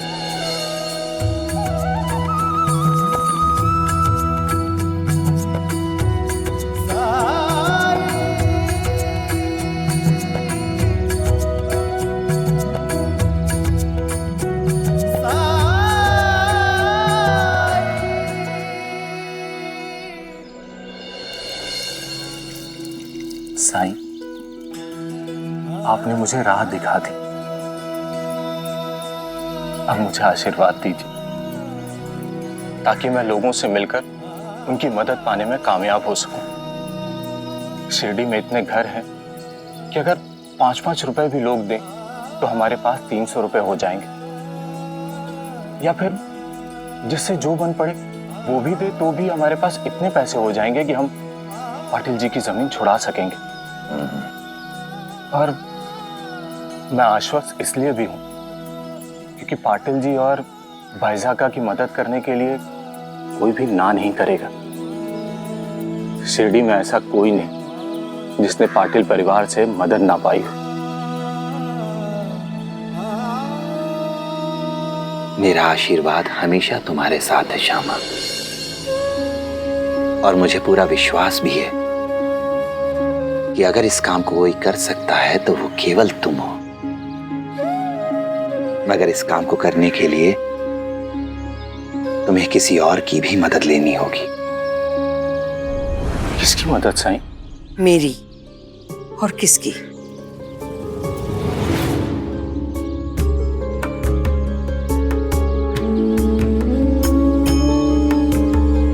मैंने सारी बातें सुनी, बहुत ही अच्छा विचार है। इस नेक काम में अगर मैं कोई मदद कर सकूं तो मैं करना चाहूंगी, क्योंकि सच कहूं तो ये जो कुछ भी हुआ है उसकी जिम्मेदार तो मैं ही हूं ना। पाटिल जी और बाइजा ने मेरी भतीजी की मदद बहुत ही बुरे वक्त में की, मानो जैसे भगवान बनकर आए हो। ऐसी देवता जैसी व्यक्ति की अगर मैं कुछ मदद कर पाऊं तो मैं अपने आप को धन्य मानूंगी साईं।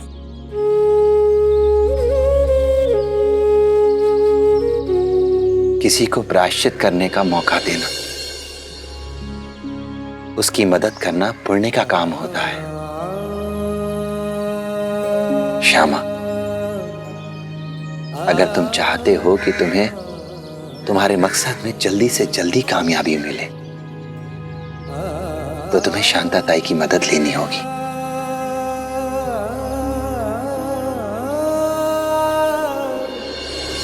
एक से भले तो आगे अल्लाह मालिक।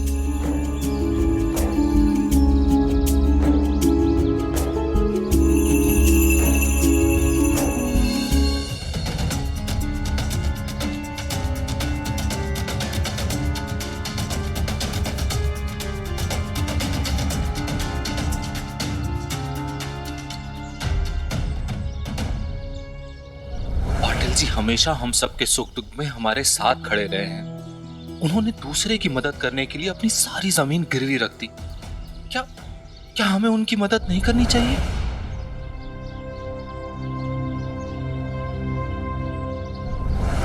मैं जानती हूँ तुम्हें मुझ पर भरोसा नहीं है, पर साईं पर तो है ना। हम सब उन्हीं के मार्गदर्शन में ये सब कर रहे हैं। तुमसे जो भी बन पाए ना वो लेकर द्वारका में आ जाना। पाटिल जी और बाइजा की मदद करो। बाइजा अक्ता ने मेरी बहुत मदद की है। मेरे पास रजाई बनाने वाली सखियों की एक मंडली भी है। हम सब से जितना बन पड़ेगा हम सब मिलकर उनकी मदद जरूर करेंगे। मैं भी जिब्री को बहुत मानती हूँ, बहुत नेक है वो। मेरी बात का गलत मतलब मत निकालना, लेकिन गुजर बसर करने के लिए कुछ जमीन तो रखनी चाहिए थी। तुम लोगों ने जिब्री की शादी कराने का फैसला किया तो मुझे खुशी हुई।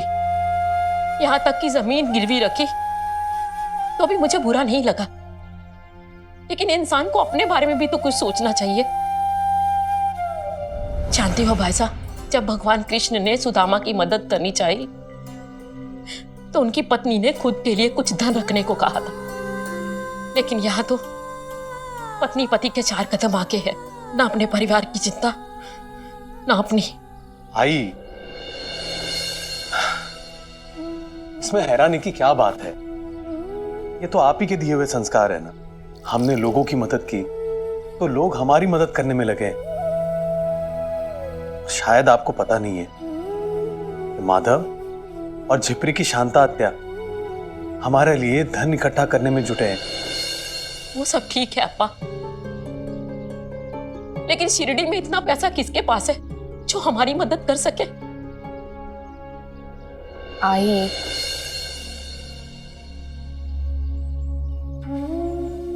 ज्यादा मत सोचिए, साईं है ना, ठीक हो जाएगा सब।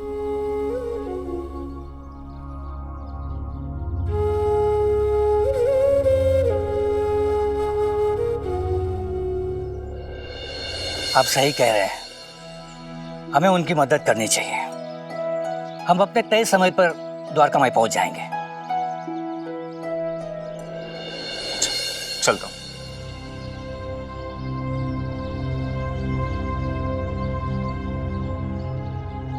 मैं तो उनकी मदद जरूर करूंगा।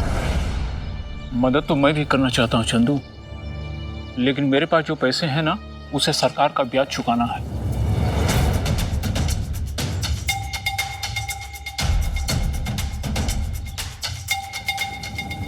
आप चिंता मत कीजिए, हम जरूर मदद करेंगे।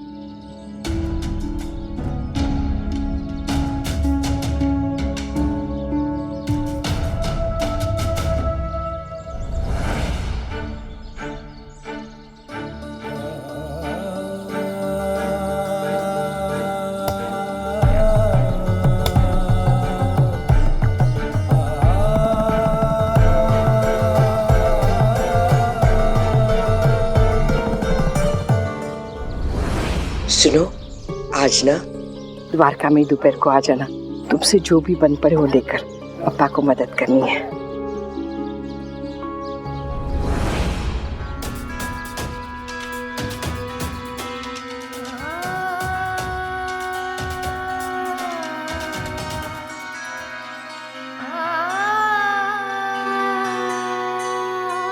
तुम लोग दोनों भी दोपहर को द्वारका में आ जाना।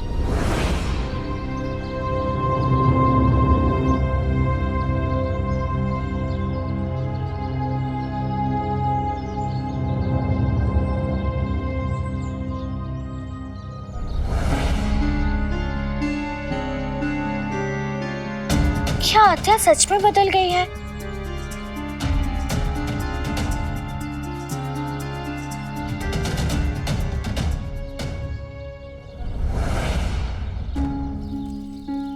साईं, मैंने जाकर सबसे कहा कि उनसे हो सके उतनी मदद करें और यहाँ ले आए, लेकिन मेरे अतीत की वजह से मुझे लगता है कोई मेरी मदद नहीं करेगा। सब लोग मुझे शक से देख रहे थे। साईं, वैसे कहा तो मैंने भी सबसे, पर कितने लोग आएंगे ये मुझे भी नहीं पता। आपको क्या लगता है साईं? तुमने और शांता ताई ने इतनी मेहनत की है तो गांव वाले जरूर आएंगे। तुम्हारी मेहनत बेकार नहीं जाएगी।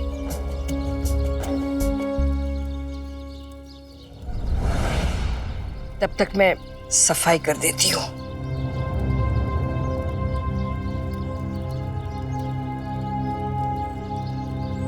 आओ श्यामा।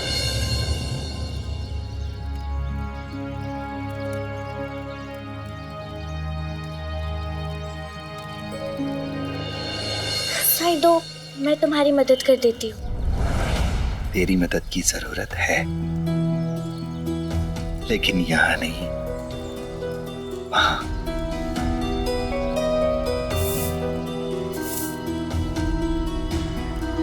देख तेरी आत्या की क्या हालत हो गई है। जा, उनकी मदद कर।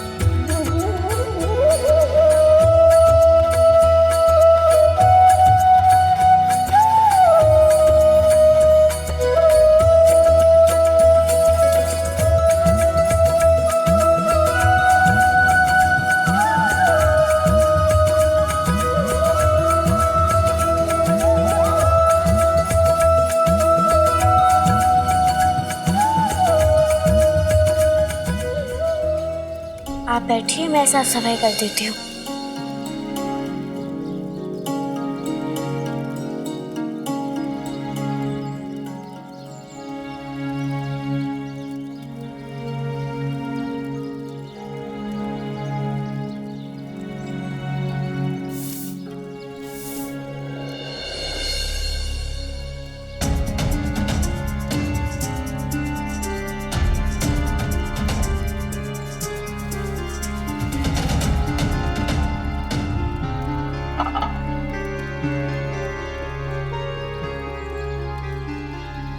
साईं, दोपहर होने को आई, अभी तक कोई नहीं आया।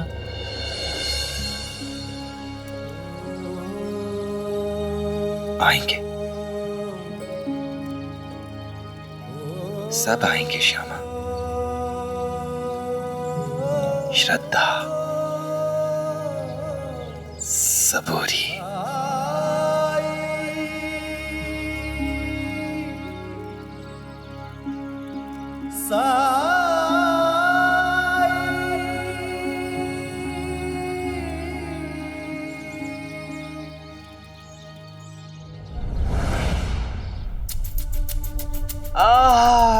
अरे आपने जो लेप दिया था वो खत्म हो गया, लेकिन ये दर्द खत्म नहीं हुआ। घाव अभी भी गहरे हैं।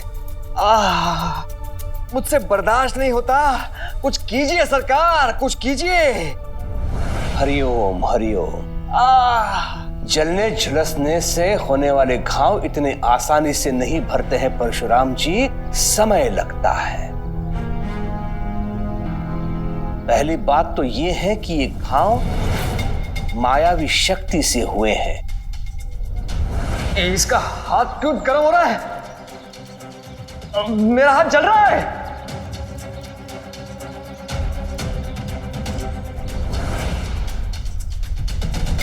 और दूसरी बात, ये गहरे भी हैं। मैं काम करता हूं परशुराम जी, मैं लेप बदल देता हूं। हिमालय की तराई में जो जड़ी बूटी मिलती है ठंडक देने वाली, उस जड़ी बूटी से बनाया हुआ एक लेप है मेरे पास। थोड़ा महंगा है, लेकिन समझ लीजिए रामबाण है। पैसों की चिंता नहीं है मुझे, बस ये घाव ठीक कर दीजिए मेरा। अब ये दर्द सहा नहीं जा रहा है। बताइए कितने पैसे दे दूं? पैसे आपके लिए मात्र 50 रुपए बस। जी ठीक है। हाँ, अभी लाता हूं लेप।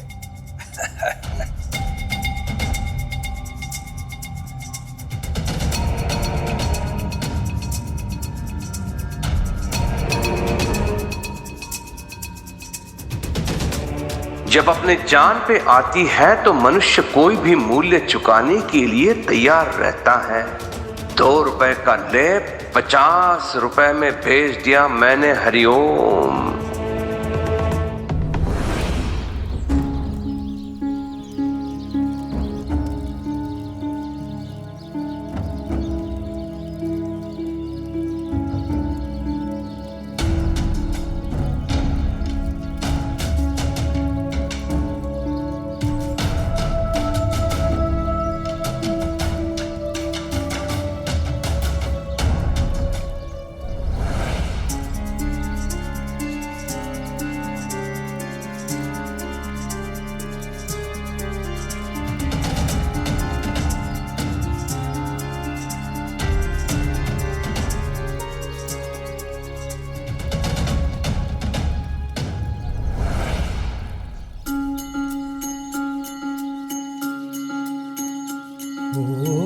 जीवन डगर कभी जो कठिन हो जाए, मन विचलित हो और कोई मार्ग न पाए, अंधियारे की गहरी रात जो आए, हिम्मत टूटे और कुछ भी समझ न आए, तू श्रद्धा पथ पे सबूरी धर के बिना डिगे बस चलता जा। तू श्रद्धा पथ पे सबूरी धर के बिना डिगे बस चलता जा। श्रद्धा भक्ति धीर तुझे उस पार लगाए, तेरा संयम और विश्वास तुझे राह दिखाए। ओम साई ओम साई ओम साई ओम साई ओम साई ओम साई ओम साई ओम साई ओम साई ओम साई, वो देखिए।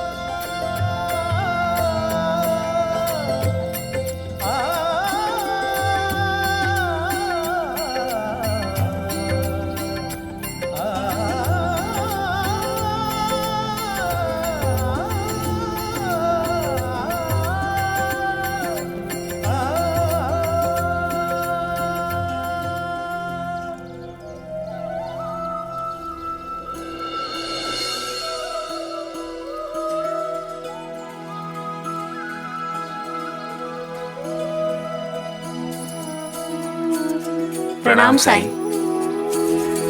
दाता ने 2 हाथ दिए हैं, सेवा सत्कर्मों के लिए है। झूठी राह पे क्यों तू जिए है, नेक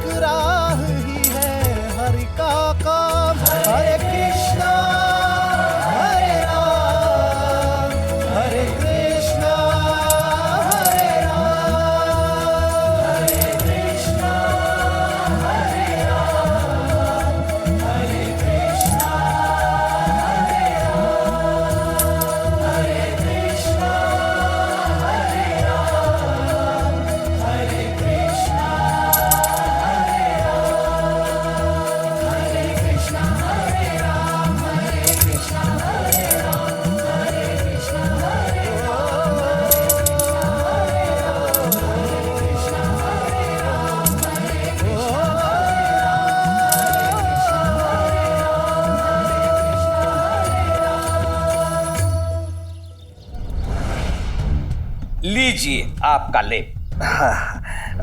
ये लीजिए। सरकार सरकार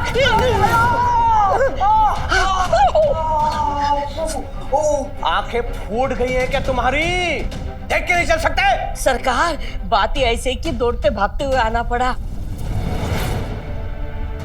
माधव और जिपरी की हत्या है ना, वो दोनों शिरडी वासियों के घर जाकर अप्पा के लिए पैसों की मदद मांग रहे हैं। क्या? हाँ।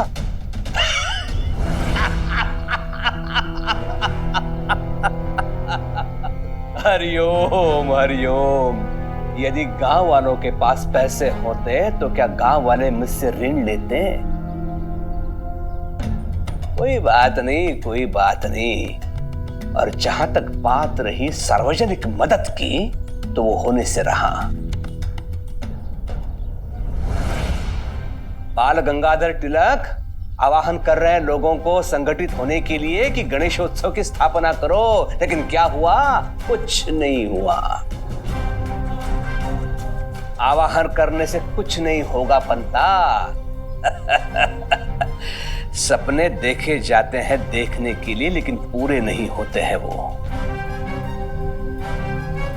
अगर यहाँ के लोगों में इतनी समझ होती तो यहाँ अंग्रेजों का राज होता क्या?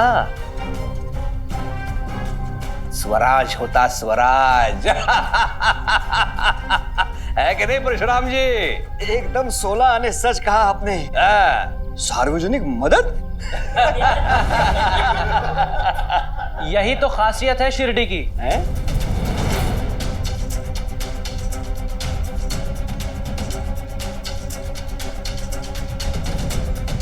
ऐसा कोई एक भी उदाहरण, कोई एक ऐसी घटना बता दीजिए जब शिरडी के किसी निवासी पर मुसीबत आई हो और वहां के लोगों ने उसे मुंह फेर लिया हो या उसकी मदद ना की हो। है कोई?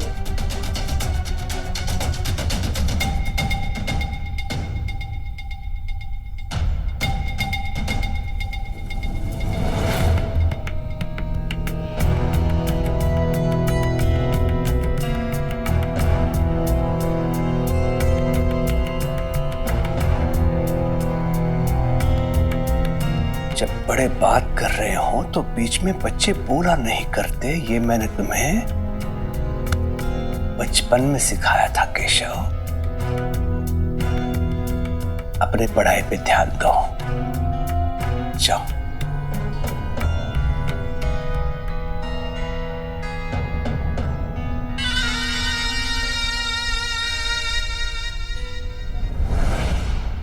साईं, हम सभी औरतों ने अपनी जरूरतों को काट कपट करके जो पैसे बचाए हैं, वही पैसे हमने दान में दिए हैं। साहिब, हम कब तक पैसे जमा कर सकते हैं? वो क्या है कि हम सब मदद करना चाहते हैं, लेकिन हमें हमारी मजदूरी शाम को मिलेगी। आज रात तक इस पात्र को हम यहाँ रखेंगे। तब तक जो भी चाहे वो मदद कर सकता है, सहयोग दे सकता है। जरूरतमंद की मदद करने से पुण्य प्राप्त होता है। और फिर आज तो माघ पूर्णिमा की शुभ तिथि है। आज के दिन किया गया दान धर्म और भी ज्यादा पुण्य देता है। मतलब सोने पर सुहागा। अप्पा जी जैसे भले आदमी की मदद करके पूरे गांव को पुण्य मिलेगा। और मुझे पूरा विश्वास है कि वो मालिक हमारी मदद जरूर करेगा। अब आप अपने अपने काम पर जा सकते हैं। प्रणाम साईं। प्रणाम सर। राम जी भला करें।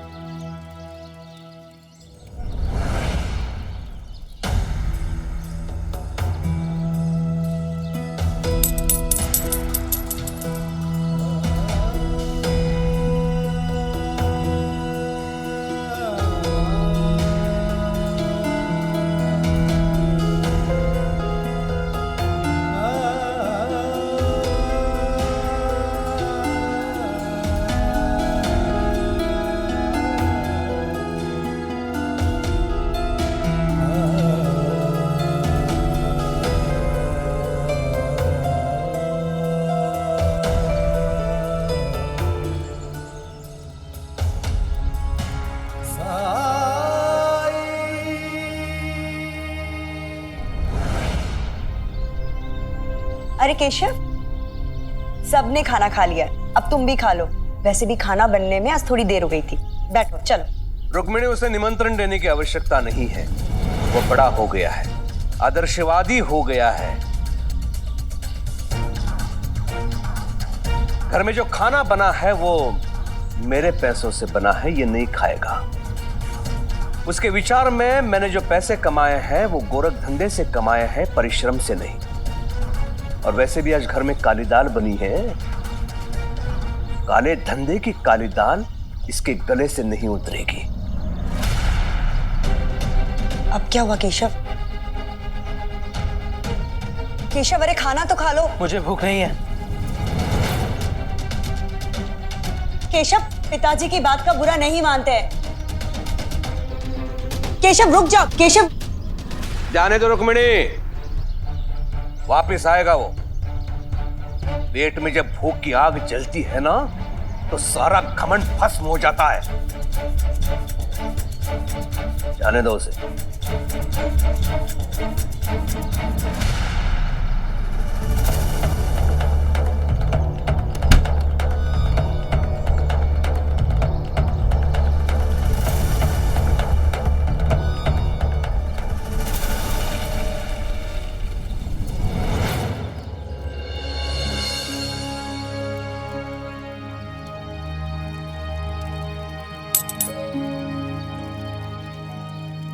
राम जी भला करे। मंगलसूत्र बेचकर 3 रुपए मिले थे। सोचा था जिपरी के लिए गहने बना दूंगी, पर वो पैसे भी मैंने कलश में डाल दिए। मुझे खुशी है कि आप और अध्यापक जी पाटिल जी की मदद कर रहे हैं। अब तो जैसे जैसे समय बीत रहा है वैसे वैसे असंभव भी संभव हो रहा है। शांता ताई का नाम क्यों नहीं लिया आपने?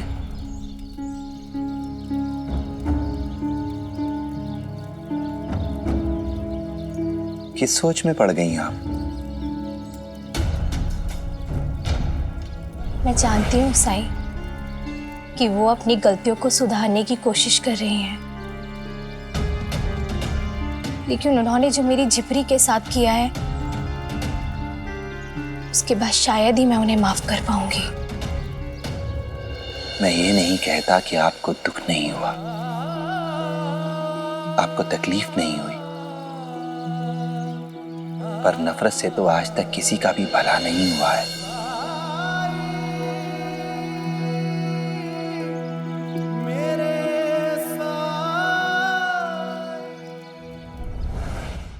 ऐसे और भी मजेदार वीडियो के लिए हमारे चैनल को लाइक, शेयर और सब्सक्राइब करें।